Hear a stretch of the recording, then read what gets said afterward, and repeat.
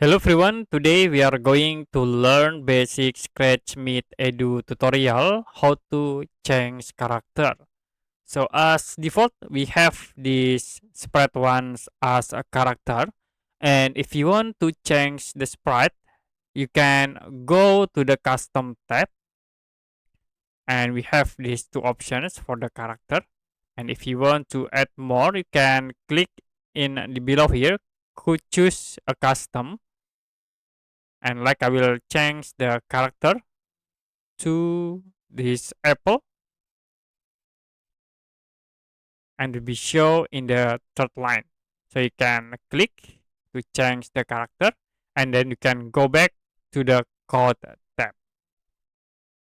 So to change again, you can go to custom here. You can choose your custom sprite. Like I will set to animals. You can change into chick.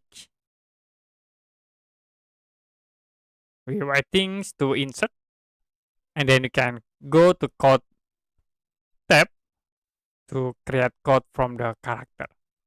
Okay, that's it for basic Scratch Meet Edu tutorial how to change character.